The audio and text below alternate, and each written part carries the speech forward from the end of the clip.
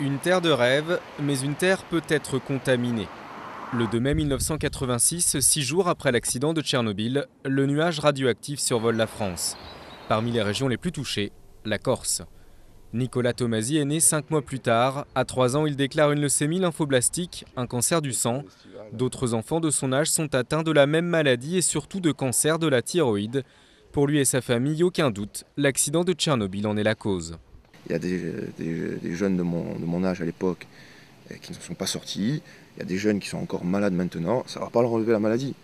Mais c'est une question de respect, de principe, de ne plus mentir aux gens. Voilà, c'est quelque chose de normal. Impossible aujourd'hui de connaître le nombre de victimes potentielles. Aucune étude n'est réalisée à l'époque. Selon les autorités sanitaires, le nuage ne présente aucun risque. Le gouvernement affirme même qu'il n'a pas survolé la France. Mais très rapidement, des médecins corses constatent une augmentation des pathologies liées à la thyroïde. C'est à la suite de ça qu'on a fait faire des analyses de nos produits locaux, du foin, du lait, surtout du lait. J'ai eu les résultats le 2 juin 1986 et c'était contaminé, il y avait de l'iode radioactif dans le lait.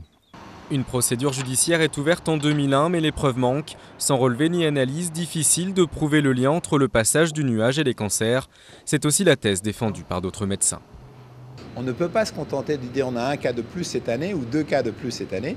On doit regarder une augmentation significative au cours des ans sur une population beaucoup plus grande. C'est ce qui a été fait. On a mis en évidence aucune augmentation de cancer thyroïdien. Aujourd'hui, les victimes veulent savoir si les autorités ont eu connaissance du risque mais ont préféré se taire. En septembre, la Cour d'appel de Paris décidera si l'enquête doit se poursuivre. Le parquet a requis un non-lieu, mais les 650 plaignants français veulent continuer à se battre et se disent déjà prêts à saisir la Cour de cassation.